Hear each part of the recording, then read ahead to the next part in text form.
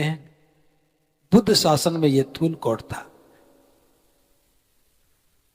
और प्रमाण के तौर पर बात करूं, ये टीले पर बसा हुआ है, तो जरूर उसके नीचे कोई बौद्ध स्तूप रहा होगा। 2500 वर्षों से चली आ रही बौद्ध परंपरा हमारा गौरव है, हमें उसका एहसास होना ही चाहिए। मुझे यहां आने के बाद ही पता लगा कि एक बच्चे का जन्मदिन है, काव्या नाम है उसका, काव्यांश। तो काव्यांश के लिए अनंत मंगल कामनाएं, तथागत की अनुकंपा बनी रहे और सुखी समृद्ध जीवन को यापन करे, यह हमारी कामना है। जयमंगल गाथा तो इसके बाद में गाएंगे। थोड़ी सी बात आज आपसे मैं कर रहा हूं। कुछ मणि कुमार ने कहा है कि यह कहना, कुछ दूसरे साथी ने कहा और कुछ मेरी भी इच्छा है। तो 3 लोगों की इच्छाओं के आधार पर मैं बात कर रहा हूं और मुझे लगता है कि वो सारी बात आपके लिए है। भैया पानी पिलाना बंद कर दो, अब कुछ मत लेके आओ। थोड़ा ध्यान से सुनेंगे क्योंकि ये अवसर बहुत कम आते हैं। कोई व्यक्ति महाकारुणिक बुद्ध की अनुकंपा का पात्र बनता है, तब उसके मन में ख्याल आता है कि मैं ऐसा कोई कर्म करूं जिससे अनंत लोगों का भला हो। कोई उस अवसर पर भोजन देता है, एक समय की भूख शांत होती है। कोई उस समय पर धर्म का दान करता है, उन्हें जाने कितने लोगों के जीवन कल्याण के काम आता है। तो आज का जो कार्यक्रम है, ये भोजन दान के साथ साथ धर्म का दान भी है। और ये बात समझना बहुत जरूरी है। अगर हम थोड़ा सा पीछे लौट करके जाएं, बाबा साहब डॉक्टर अंबेडकर के दुनिया में आने से पहले की अगर हम बात करें, हमारा स्वरूप ऐसा नहीं था। हम इंसान के रूप में पैदा तो हुए, लेकिन इंसान बन करके कभी नहीं देखा था। आज हमें खुशी होती है कि हमारे पास आजीविका के अच्छे साधन हैं, ज्ञान को उपलब्ध हैं, अच्छा पहनावा है, अच्छा खान पान है, बच्चों की शिक्षा दीक्षा भी अच्छी है और एक सम्मान का जीवन जी रहे हैं। लेकिन यह अधूरा सच है, ये अधूरा सच है। भैया बाकी लोग नमन बाद में करना, प्लीज बैठ जाएं, जल्दी से बैठ जाएं, उपासिका भी बैठ जाएं, जहां जगह मिले वहीं बैठ जाओ। और जो पीछे बात कर रहे हो, थोड़ा और पीछे जाके बात कर लो। बाबा साहब ने, इसको बंद कर दो भैया प्लीज, पूरा बंद। बाबा साहब ने जो हमें दिया, कितना दिया अनुमान नहीं लगा पाए हम। उसमें से एक मुट्ठी भर हमने लिया है। हमने क्या लिया है? जब हमें ज्ञान पाने का अवसर मिला, तो ज्ञान किस लिए चाहिए था? ज्ञान जीवन निर्माण के लिए चाहिए था कि हम पशु से मनुष्य बन जाएं, इंसान बन जाएं। लेकिन हमने उस ज्ञान से आजीविका कमाने के साधन ढूंढने शुरू कर दिए। जिस ज्ञान से जीवन निर्माण करना था, उस ज्ञान से हम भवन निर्माण में लग गए। और आप देखते हैं कि आपके सबके मकान बहुत सुंदर हैं। जिस ज्ञान से हमें जीवन को श्रेष्ठ बनाना था, हम जीवन को योग्य बनाने में लग गए। कोई डॉक्टर बनने लगा, कोई इंजीनियर बनने लगा, कोई मास्टर बना, कोई प्रोफेसर बना, और हम खुश होते चले गए कि मेरे बच्चे तो योग्य हो गए, मैं योग्य हो गया। महाकारुणिक बुद्ध ने जीवन को श्रेष्ठ बनाने का मार्ग दिया, और बाबा साहब ने भी हमें कहा कि जीवन को श्रेष्ठ बनाओ, लेकिन हम जीवन को श्रेष्ठ बनाने की बजाय योग्यता की बात करने लगे। और योग्य होने के बाद जीवन को सुखी बनाना, तो जीवन को सुखी बनाने की बजाय कभी मकानों के रंग बदलने लगे, तो कभी कपड़ों के रंग बदलने लगे, लेकिन जीवन का कोई रंग नहीं भर पाए। हमसे बहुत चूक हुई। एक छोटी सी कहानी सुना करके बताऊंगा कि हमसे कैसी चूक हुई, और अगर यह कहानी समझ में आ जाए तो हम अपनी गलती को ठीक कर सकते हैं। छोटी सी कहानी है, आपने सभी ने सुनी होगी, बस मैं मेरे शब्दों में सुना रहा। एक चिड़िया थी, उसके सोने के पंख थे। हकीकत में होते हैं या नहीं होते मुझे नहीं मालूम, लेकिन वो चिड़िया थी, सोने के पंख थे, बहुत अद्भुत थी। बाकी सारी चिड़िया कोई काले रंग के पंख वाली थी, कोई पीले रंग के पंख वाली थी, कोई रंग बिरंगे पंखों वाली थी। बाकी सभी चिड़िया सामान्य थी, बस एक ही चिड़िया थी जिसके सोने के पंख थे।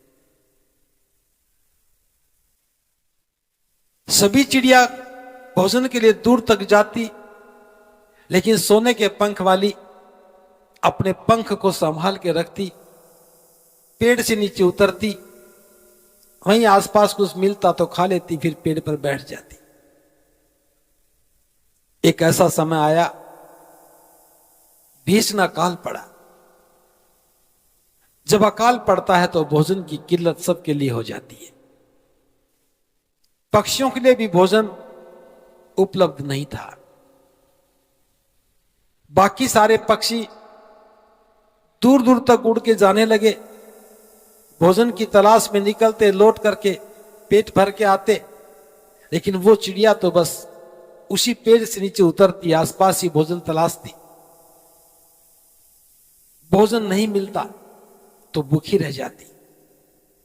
एक दिन सारे पक्षियों ने फैसला किया कि यहां रहने का अर्थ है कि मर जाना।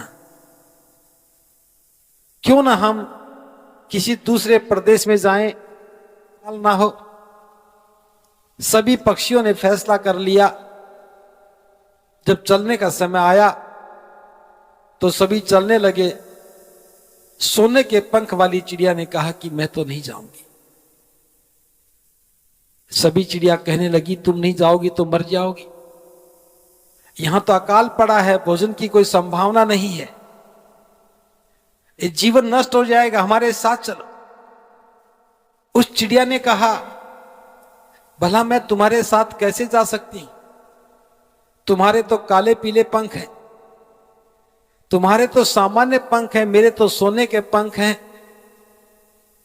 भला मैं सोने के पंख लेकर के दूर क्यों जाऊं। लाख समझाया, समझ में नहीं आया। सारे पक्षी उड़ गए, दूसरे प्रदेश में चले गए। वो सोने के पंख वाली चिड़िया वहीं बैठी रही। खाने को कुछ था ही नहीं। कई दिन हो गए, खाने को कुछ नहीं मिला। वो बहुत दुबली पतली हो गई, निराशा में घिर गई। लगने लगा कि अब तो मौत ज्यादा दूर नहीं है। जब व्यक्ति निराश होता है तो उसे ऐसा लगता ही है। लेकिन उसने देखा कि पास से कोई व्यापारी गुजर रहा है। व्यापारी दूसरे प्रदेश में व्यापार के लिए आया था। उस चिड़िया ने आवाज दी, हे व्यापारी कहां जा रहा है, इधर देख, मैं इस पेड़ पर बैठी हूं। व्यापारी रुका और देखा तो बड़ा असमंजस में आ गया। अरे ये चिड़िया बड़ी अद्भुत है, इसके पंख तो सोने के हैं। उसने भी उससे पहले कभी सोने के पंख वाली चिड़िया नहीं देखी। उस चिड़िया ने कहा कि हे व्यापारी, तुम्हारे पास अनाज लगता है, अनाज है, मैं कई दिन से भूखी मर रही हूं, थोड़ा सा अनाज दे दो ताकि मेरा जीवन बच जाए। व्यापारी कहने लगा कि हे चिड़िया, मैं व्यापारी हूं, व्यापार के लिए निकला हूं, मुफ्त में देने के लिए मेरे पास कुछ नहीं है। अगर जीवन बचाना है, कुछ अनाज लेना है तो उसकी कीमत चुकानी पड़ेगी।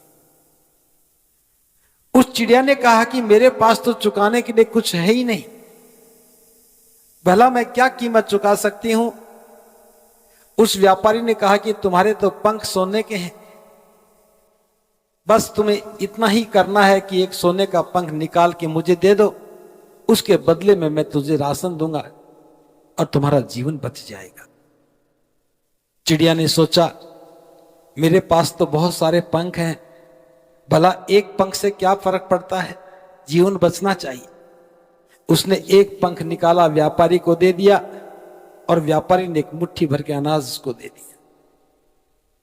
चिड़िया ने खाया, उसकी जान बची। अभी सप्ताह 10 दिन हुए, अनाज फिर खत्म हो गया। अब चिड़िया फिर इंतजार करने लगी।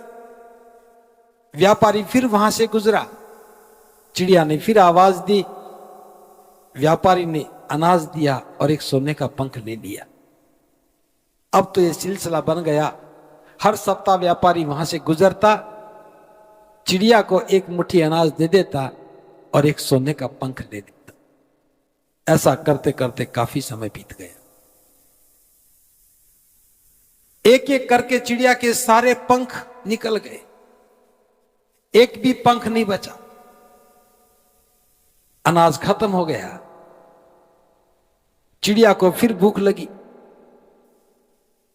निश्चित समय पर व्यापारी आया। चिड़िया ने आवाज दी, हे व्यापारी, कहां देख रहा है, देख मैं इधर बैठी हूं, मुझे खाने को कुछ दे दो। व्यापारी रुकता है, कहता है कि हे चिड़िया, अनाज तो मेरे पास है देने के लिए, लेकिन इसकी कीमत चुकाने के लिए तुम्हारे पास कोई पंख नहीं बचा है। उसने कहा कि मैंने एक एक करके सारे पंख तुम्हें दे दिए, ऐसा तो ना करो, मुझे कुछ खाने को दे दो। व्यापारी ने कहा कि जब तुमने पंख दिया तो मैंने तुम्हें अनाज दे दिया, मैं कोई धर्मात्मा नहीं हूं, मैं तो व्यापारी हूं, तुम्हारे पास कुछ लेने के लिए है, देने के लिए तो दे दो, वरना मैं नहीं दे सकता। चिड़िया ने अपने शरीर को देखा, कोई पंख तो था ही नहीं और चुप हो गई। व्यापारी चला गया। 2-4 दिन के बाद भूख से व्याकुल चिड़िया मर गई और उसकी कहानी, उसका जीवन वहीं खत्म हो गया। लेकिन मैं देख रहा हूं हमारे समाज में भी बाबा साहब डॉक्टर अंबेडकर के अनुकंपा से कुछ ऐसे लोग हुए, ज्ञान की, शिक्षा की बदौलत उन्हें अच्छी नौकरियां मिली और उनके पंख भी सोने के हो गए। अब जिनके पंख सोने के हो गए वो 30 दिन तक दफ्तर में काम करते, हर रोज एक पंख निकाल कर दे आते, 30 दिन के बाद कुछ पैसा ले आते। उन पैसों से हमने जीना शुरू किया, खाना शुरू किया, पहनना शुरू किया। 60 साल की उम्र तक पंख निकलते निकलते जब सारे पंख खत्म हो जाते हैं तो सरकार कहती है अब तुम जाओ, अब तुम्हारे पास करने के लिए कुछ बचा ही नहीं, देने के लिए कुछ बचा ही नहीं। हमारा समाज जिनके सोने के पंख थे उनकी ओर देखता रहा और वो केवल अपने पंखों से अपना जीवन यापन करते रहे। हमसे बड़ी चूक हो गई। सोने के पंख थे, भला अच्छी बात थी, और पंख उड़ने के लिए थे। उन पंखों से निकाल करके भोजन खाने के लिए नहीं। ये चूक हमसे क्यों हुई? महाकारुणिक बुद्ध ने हमें बताया कि व्यक्ति को योग्य नहीं, श्रेष्ठ होना चाहिए। बस इतनी लाइन हमसे छूट गई। महाकारुणिक बुद्ध कहते हैं कि व्यक्ति को श्रेष्ठ बनना चाहिए। योग्य होना कोई बहुत बड़ी बात नहीं है, श्रेष्ठ बनो। और हमने क्या कहा कि श्रेष्ठता किसी काम की नहीं, योग्य बनो।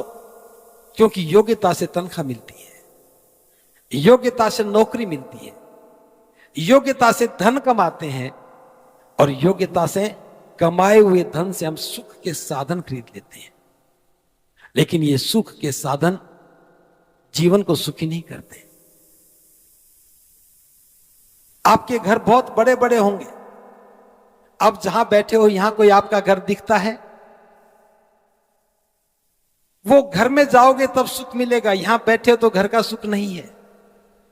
आपने घर में एसी लगा रखे हैं, बहुत ठंडी हवा देता होगा, और आप यहां बैठे हो तो वो एसी यहां काम नहीं आ रहे। आपके बैंक में लाखों रुपया हो सकता है,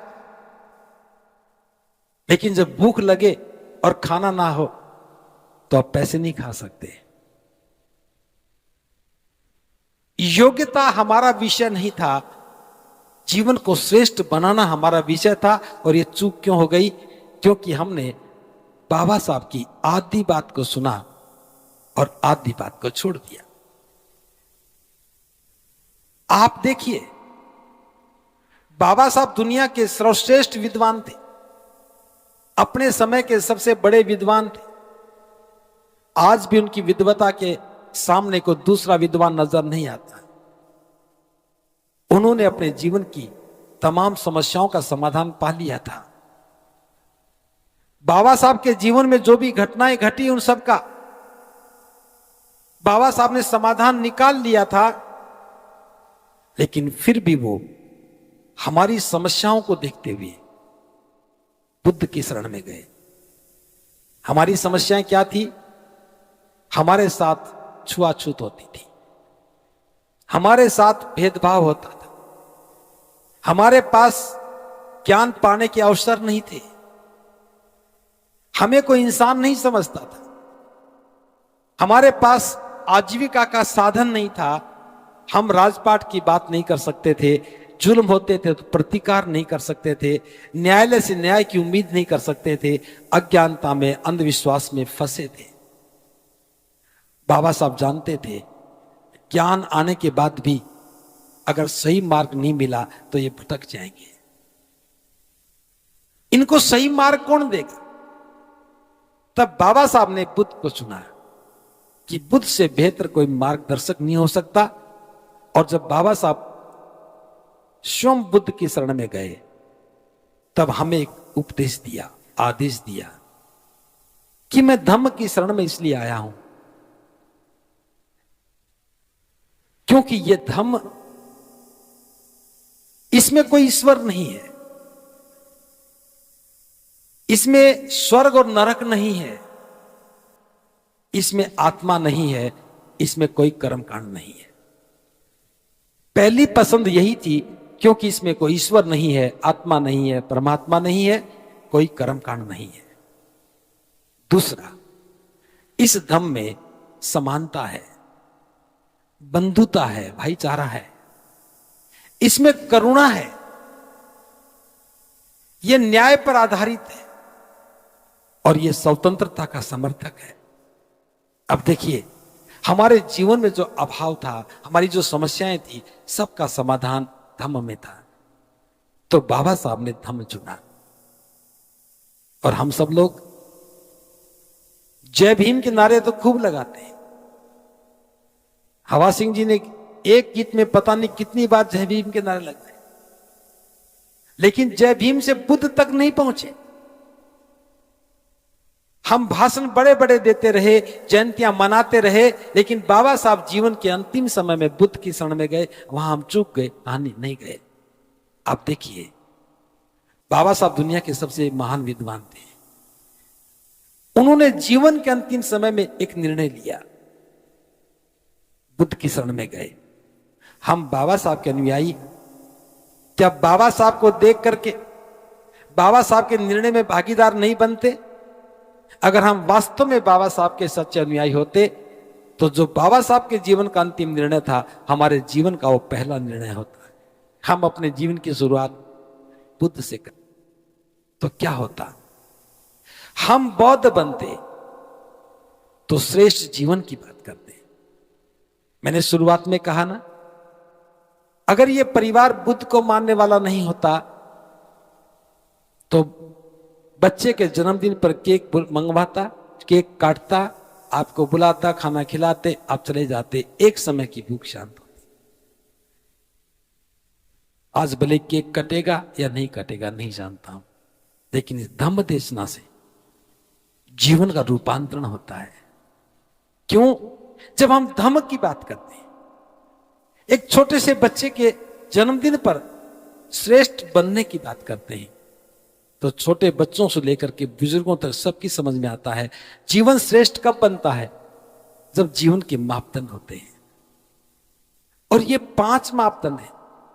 आपने पाली भाषा में याचना की, मैंने पाली भाषा में बता दिया था, बस थोड़ा सा हिंदी में अब बता रहा हूं।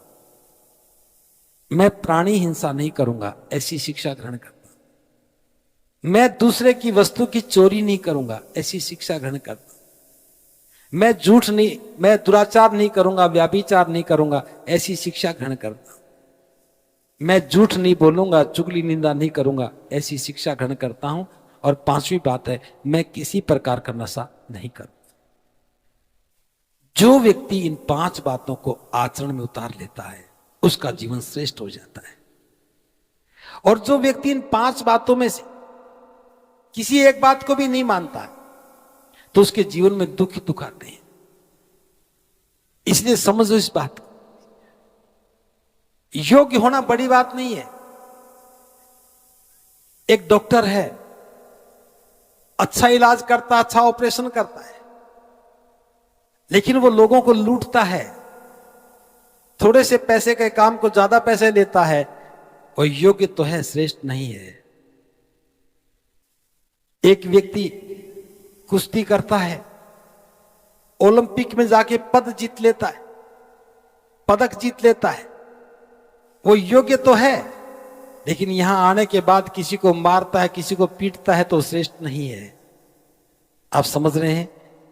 एक अध्यापक है, नौकरी तो मास्टर की पा लेता है, लेकिन स्कूल में पढ़ाता नहीं, बच्चों को पीटता है, डांटता फटकारता है। वो योग्य तो है, नौकरी मिल गई, लेकिन श्रेष्ठ नहीं है। श्रेष्ठ गुणों से बनता है। तो महाकारुणिक बुद्ध ने जीवन को श्रेष्ठ बनाने के लिए कहा कि सदाचरण का पालन कर। अगर हम बुद्ध की शरण में चले जाते तो हमारी दूसरी पीढ़ी आज सुखी हो जाती। सदाचरण का पालन नहीं करने से नुकसान क्या हुआ? थोड़े से शब्दों में बता रहा हूं। बुद्ध कहते हैं कि जो व्यक्ति सदाचरण का पालन नहीं करता, सबसे पहली बात, उसकी संपत्ति धीरे धीरे नष्ट हो जाती है। आपने कितना भी पैसा कमाया और शराब पीने लग गए, जुआ खेलने लगे, लॉटरी का कारोबार करने लगे, दुराचार करने लगे, तो क्या होगा? संपत्ति धीरे धीरे नष्ट होने लगती है। पहला नुकसान, खूब धन कमाया लेकिन सदाचरण का पालन नहीं किया, शीलों का पालन नहीं किया, तो संपत्ति खो दी। दूसरा, उसका यश खत्म हो जाता है, अपयश का भागीदार बनता है। सभी लोग उसे कहेंगे ये तो शराबी है, ये तो जुआरी है, ये तो व्याभिचारी है, ये दुराचारी है, उसका सम्मान खत्म। तीसरा, ऐसा व्यक्ति जब भी किसी सभा में जाएगा, चाहे वो उपासकों की परिषद हो, चाहे उपासिकाओं की परिषद हो, चाहे भिक्षुओं की परिषद हो, चाहे भिक्षुओं की परिषद हो, ये 4 ही परिषद हैं।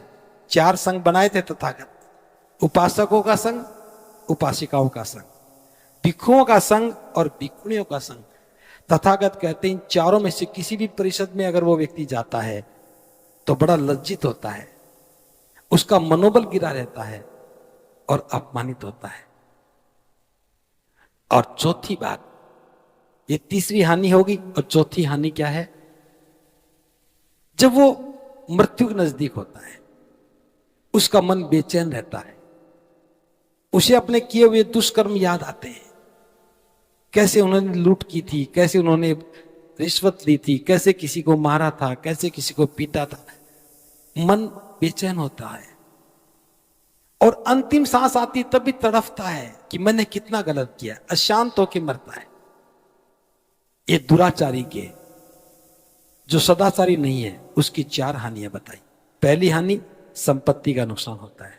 दूसरा, यश खत्म हो जाता है। तीसरा, वो लज्जित होता है, मनोबल गिर जाता है। और चौथा, अशांत होकर के मरता है। लेकिन जो सदाचारी होता है उसको 4 लाभ होते हैं। पहला तो, सदाचरण का पालन जो व्यक्ति करता है उसकी संपत्ति बढ़ती चली जाती है, क्योंकि उसमें कोई व्यसन नहीं है। संपत्ति हमेशा व्यसनों से जाती है। अगर कोई व्यसन नहीं है, आपको खाना ही है तो कितना भी खा लो, संपत्ति नहीं खा सकते। लेकिन जो व्यसन है, पहले घर में एक पौवा पी लेते थे 100 रुपए का, अब होटल में पीने लगे 1000 रुपए का। पहले अकेले पीते थे, अब 4 लोग पीने लगे। पहले 4 पीते थे, अब 40 की महफिल में बैठने लगे। धन बर्बाद होने लग जाता है। तो जो सदाचारी है उसकी संपत्ति बढ़ती है, जो धर्म का पालन करता है उसकी संपत्ति हमेशा बढ़ती है। दूसरी बात, जो सदाचारी है उसके जीवन के मापदंड हैं, गुण हैं। लोग कहेंगे ये हिंसा नहीं करता है, ये चोरी नहीं करता, ईमानदार है, ये दुराचार नहीं करता, चरित्रवान व्यक्ति है, ये झूठ नहीं बोलता, चुगली नहीं करता है, और ये किसी प्रकार का नशा नहीं करता है। ये 5 गुण जब होते हैं तो उसका सम्मान बढ़ जाता है, यश फैलता है। ये उसका दूसरा लाभ है। वो किसी भी परिषद में जाए, उपासक परिषद में जाए, उपासिका परिषद में जाए, भिक्षुओं की परिषद में जाए, भिक्षुणियों की परिषद में जाए, वहां हमेशा सम्मानित होता है, उसका ऊंचा मनोबल रहता है और वो निर्भय रहता है। ये तीसरा लाभ हो गया। और चौथा लाभ, जब जीवन का अंतिम समय आता है वो प्रसन्नचित रहता है, खुश रहता है कि मैंने किसी का अहित नहीं किया, मैंने किसी का बुरा नहीं किया, मैंने अनंत लोगों के लिए कल्याण का काम किया, और सुखी होकर के दुनिया से विदा होता है। ये चौथा लाभ है। अब आप देखिए हमसे क्या चूक हो गई। जब भी हम किसी बुजुर्ग से मिलते हैं, एक भी बुजुर्ग नहीं मिलता जो खुश होके कहता हो जी मैं बड़ा सुखी हूं। बेटा बड़े बड़े पदों पर बैठे हैं, बेटियां अच्छे अच्छे घरों में शादियां कर दी, लेकिन ना बेटी की तरफ से सुखी ना बेटे की तरफ से सुखी है। क्योंकि कार तो बहुत बड़ी है, मकान बहुत ऊंचा है, सब कुछ ठीक है, लेकिन आचरण नहीं है। और कहां से आएगा सुख, कहां से आएगा? इस बात को ध्यान से समझ लो। जो आपको चाहिए सब बाजार में मिलता है। आपको बहुत सुंदर मकान बनाना है, सारी सामग्री बाजार में मिलेगी। मकान बनने के बाद आपको सुंदर रंग रोगन करना है, बाजार में मिलेगा। आपको घर में जो भी सामान चाहिए सब बाजार में मिलेगा। कार चाहिए तो बाजार में मिलेगी। अच्छा खाना खाना है तो बाजार में मिलेगा। लेकिन जीवन निर्माण की सामग्री कोई बाजार में नहीं है। आप सोचते हो कि मैं क्रोध ना करूं, बाजार से ले आओगे, थोड़ा सा शांति ले आओगे। घर में कलह है, शांति बाजार में मिलती है क्या? कोई चोरी करता है, ईमानदारी बाजार में मिलती है क्या? कोई दुराचारी हो गया, कह दे मैं चरित्रवान बन जाऊं, कोई ऐसी दुकान बता दो जहां से मैं पैसा देके सामान ले आऊं, नहीं मिलेगा। झूठ बोलने वाला व्यक्ति कितनी सौगंध खा ले, कहीं चला जाए कोई भरोसा नहीं करता। और शराब पीने वाला, नशा करने वाला कितने भी ऊंचे पद पे चला जाए, कुछ भी बन जाए, लोग कहेंगे है तो शराबी। ये जो मापदंड है ये सुख देते हैं। बाजार की सामग्री से साधन बन जाते हैं, सुख नहीं मिलता। सुख मिलता है आचरण से, और ये आचरण धम्म से आते हैं। और वो बता दूं, इन 5 सदाचरण को बिना पैसे ही लिए आप ले सकते हैं। जब सुना समझ में आया तो जीवन में उतार लो, तो सुख कैसे आएगा? बाजार में कोई सुख की दुकान नहीं है, सुख आपके पास है, लेकिन वो चाबी आप ही के पास है। कैसे है? बुद्ध कहते हैं कि जैसा हम सोचते हैं वैसा बन जाते हैं। हम जैसा सोचते हैं वैसे बनते हैं। अगर बुरा सोचेंगे तो बुरे बनेंगे, दुख की सोचेंगे तो दुख आएगा, सुख की सोचेंगे तो सुख आएगा। घर में कलह हो, ये सोचेंगे कलह आएगा। आप कहेंगे भला कौन व्यक्ति जो कलह चाहता हो? हम चाहते हैं तभी झगड़े होते हैं। हम किसी की बुराई करते हैं तभी कोई हमारी बुराई करता है। हम किसी के बारे में बुरी बातें कहते हैं तभी कोई हमें बुरा कहता है तो हमें बुरा लगता है। बस इतना समझ लो, हम अच्छा सोचने लगे तो सुख आना शुरू हो जाएगा। अच्छा सोचने लगेंगे सुख आना शुरू हो जाएगा। और सुख आ रहा है तो बस सुख ही बांटना शुरू कर। हमारे पास जो होता वही हम बांटते हैं। और सुख बांटने के लिए छोटा सा सूत्र बता रहा हूं, उसके बाद मैं बात को विराम भी दूंगा। छोटा सा सूत्र है, अगर सुखी रहना चाहते हो तो अच्छा सोचना शुरू करो। किसी के बारे में सोचते हो तो बस उसकी अच्छाइयां देखो, वो कितना अच्छा व्यक्ति है। अगर कोई कमजोरी हो तो छोड़ो उसको। हम सड़क पर चलते हैं, रोड बहुत बढ़िया है, कहीं गड्ढा आ गया तो क्या हम गड्ढे में गिरते हैं? क्या करते हैं? बच के निकलते हैं। आप बाजार में सब्जी लेने जाते हो, सब्जी बहुत अच्छी है, एक आध बेकार होती, क्या वो खरीदते हैं? छांट लेते हैं। आप फल लेने जाते हो, सारे अच्छे हैं, एक आध कोई खराब आता है तो आप कहते हैं इसको निकाल लो, अच्छा दे दो। बस जीवन में यही है। आपकी जिससे भी मित्रता है उसके अच्छे गुणों को देखो, बुरे गुणों को छोड़ दो। जब हम अच्छा सोचेंगे तो हमारे मन में अच्छे विचार आएंगे। जैसा सोचेंगे वैसे शब्द बनेंगे, और जैसा जैसा सोचोगे वैसे वैसे शब्द इकट्ठे होते चले जाएंगे। और जब वक्त आएगा आप बोलोगे तो मुझसे क्या निकलेगा? जो सोचा था, जो शब्द बने थे।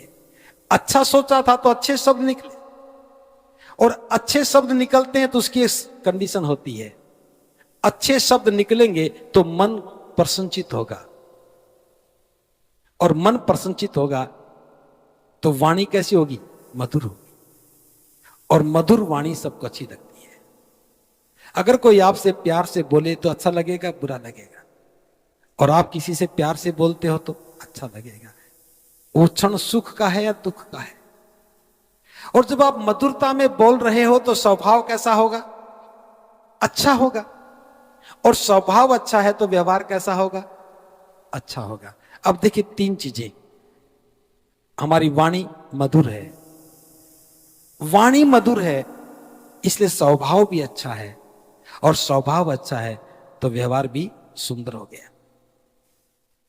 हम बोलते हैं, हमारा जो पहला शब्द निकलता है वो तय करता है कि आपका संबंध अच्छा होगा या बुरा होगा। और महाकारुणिक बुद्ध ने इस संबंध को धम्म का पहला आधार कहा है। बुद्ध के धम्म का आधार ईश्वर नहीं है। कौन है? मनुष्य है। इसलिए बुद्ध कहते हैं दो लोगों के बीच में अच्छा संबंध होना चाहिए। यह धम्म का पहला आधार है। और अच्छा संबंध कब होता है? जब हम मधुरता में बात करते हैं, सुंदर व्यवहार में बात करते हैं, अच्छे स्वभाव से बात करते हैं। आप इन तीन बातों को समझ करके घर में देखना। आप जिससे रोज लड़ते हो उसके बारे में अच्छा सोचने लगो, उसकी गलतियों को माफ करो, अच्छाइयों को देखो। जितना आप अच्छा सोचेंगे उतने अच्छे शब्द बनेंगे, और उनसे बात करते हुए जब आपके चेहरे पर मुस्कान होगी तो आप देखना संबंध सुंदर हो जाते हैं। और यही सुख की चाबी है जो आपके पास है। किसी को दोष दोगे तो आपके पास दुख आएगा, दुख का दरवाजा खुलेगा। किसी की चुगली करोगे तो दुख का दरवाजा खुलेगा। किसी की निंदा करोगे तो दुख का दरवाजा खुलेगा। अगर किसी की प्रशंसा करते हो तो सुख का दरवाजा खुलता है। कितना सुंदर धम्म है, कोई पैसा नहीं लगा। अगर ये बात हमारी समझ में पहले आ जाती तो मालूम है क्या होता? हम एक अच्छे इंसान बन जाते हैं, और अच्छे इंसान बनते तो हमारी पहचान हो जाती। आजादी के 75 वर्षों के बाद, बाबा साहब के द्वारा धम्म दीक्षा लेने के 68 वर्षों के बाद हम अपनी पहचान को नहीं बदल पाए। जिस जाति में हम पैदा हो रहे हैं उससे सम्मान मिला है या अपमान मिला है? और जाति को किस लिए बचा के रखा है? ताकि नौकरी मिल जाए। अपमानित होते रहेंगे और बटर परांठे खाते रहेंगे। क्या बाबा साहब ने ऐसा कहा? याद करो 1956 का बाबा साहब का भाषण। बाबा साहब अपने भाषण में जिक्र करते हैं कि मुंबई में एक मोहल्ला है, वहां की महिला उठती है, आवाज देती है, ओ सुलेमान एक प्लेट कीमा और चाय ले।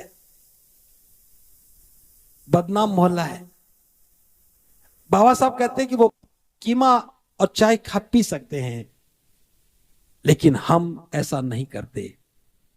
हमारी महिलाओं को कीमा खाने को नहीं मिलता, चाय भी नहीं मिलती, क्योंकि हम सम्मान का जीवन जीना चाहते हैं। हम अपमानित जीवन नहीं जीना चाहते। बाबा साहब ने सम्मानित जीवन के लिए कहा।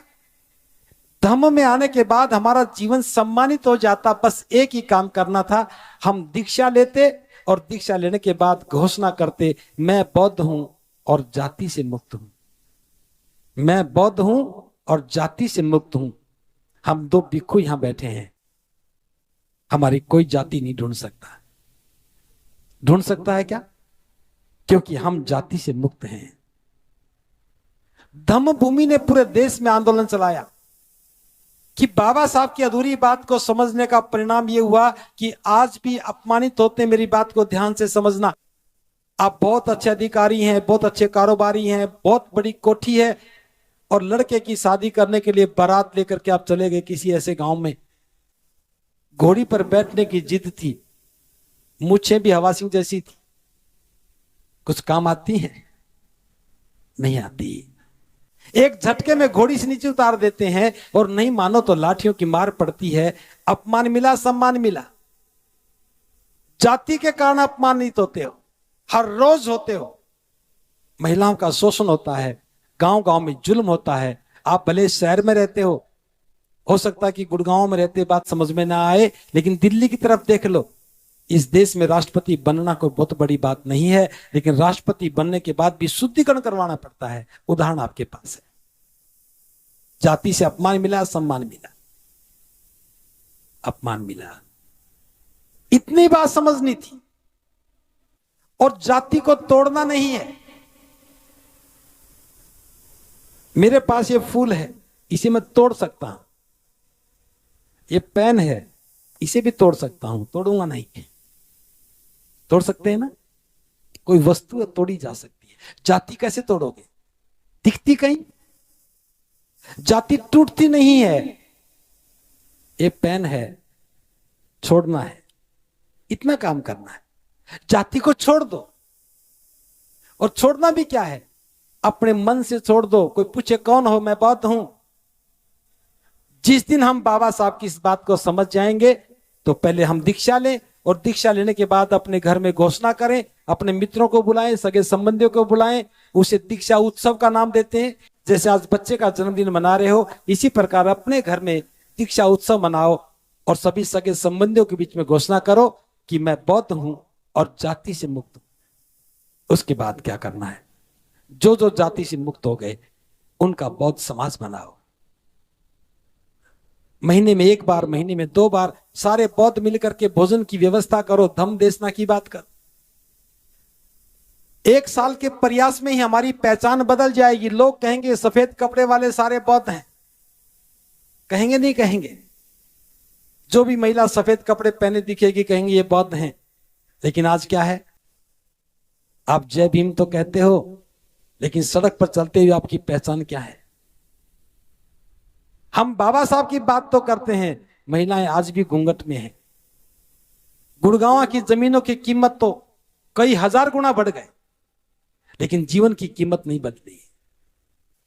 क्या किसी महिला को घूंघट में देख करके हमें तरस नहीं आता कि हम बाबा साहब को समझने में कितनी गलती कर पाए? आज गुड़गांव के सामने दिल्ली भी शर्मिंदा हो जाती है, लेकिन गुड़गांव में महिलाओं का जीवन नहीं बदला। गलती हमारी हो गई ना। इसलिए हमें अच्छा जीवन जीने के लिए एक आंदोलन चलाना है, श्रेष्ठ जीवन का आंदोलन। जो भी व्यक्ति बौद्ध बन जाए, जाति को छोड़ दे, वो बौद्ध समाज का निर्माण करें और हम सारे बौद्ध बनकर के जीवन को श्रेष्ठ बनाने के काम करें। और श्रेष्ठ बनाने के मापदंड क्या हैं? कोई भी बौद्ध व्यक्ति कर्जदार नहीं होगा, कोई भी बौद्ध व्यक्ति गरीब नहीं होगा, कोई भी बौद्ध व्यक्ति किसी की गुलामी नहीं करेगा। सारे बौद्ध भाई भाई हैं। विवाह शादी में कोई फिजूल खर्ची नहीं करेगा। साधारण तरीके से शादी करो, अच्छा रहन सहन करो, अच्छा खान पान करो, क्योंकि हम बौद्ध हैं। जब हम श्रेष्ठ जीवन जीने लगेंगे तो लोग हमारी तरफ देखेंगे, देखो ये बाबा साहब के अनुयायी थे, आज बौद्ध बनकर के सम्मान का जीवन जी रहे हैं। ये हमसे चूक हो गई। ज्ञान तो अर्जित कर लिया, लेकिन सारे पंख निकलवा करके हम निरुत्साहित हो गए। तो आज मुझे बहुत लंबे समय के बाद आने का मौका मिला है, फिर भी मैं एक बात कह रहा हूं,